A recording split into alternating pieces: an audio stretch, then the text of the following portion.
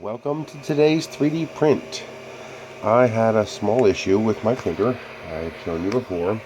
I had to put these little drone wings in here because some of my filament rolls are a little bit bigger than others, and it would touch this. It would sit on top of this, so I had to raise it up so it would clear. So I decided to make my own little custom bracket.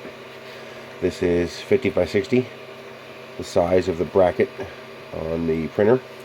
These holes, the bolts will pass through. The arm comes out, and this accepts my oil filter. So it'll just sit right in there like that. Okay. If yours is, this comes a little smaller, you can ream this out to whatever size you need. Use a knife or a pair of scissors and just ream it out to whatever size you need. Mine was a little bit tight, so I reamed it out a tiny bit so it would fit nicely in there. This will be available on Thingiverse momentarily. I even got my little GUR logo in there. I put a curved top surface and a nice little 45-degree miter joint there, so it looks pretty. It's nice and strong, nice and curved. I left the bottom flat so that it would print easier. No point in having a curve on the bottom. It would look prettier, but And I couldn't figure out how to put a curve in here without chopping my nice little miter joint, so I just left it at a right angle. But I also added a gusset here and here so it'd be stronger, so this would not have a tendency to break. But I've discovered that the filament sometimes likes to jump off, wrap around.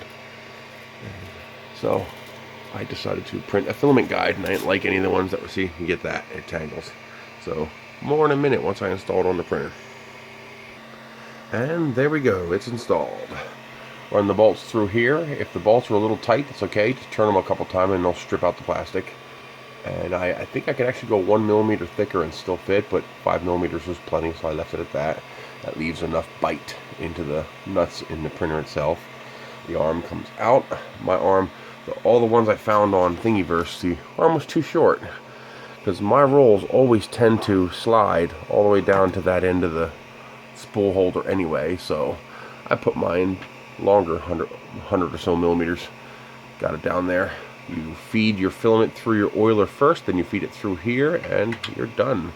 Some people put a split in there. I don't see a need for a split. I mean, if I'm taking the filament out of here, I'm going to have it available to slide through there anyway, so I might as well leave it whole and leave it stronger. This red looks orange under this light, but it is a pretty decent red. You can't see it under this light. There it goes. It is actually a pretty pure red. It's not a bad red. I think this cost me $14 or $15 a kilogram off Amazon, prime shipped.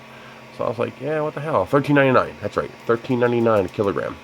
I got it in yellow, red, and blue. I was like, hey, why not? It prints good enough. I like it.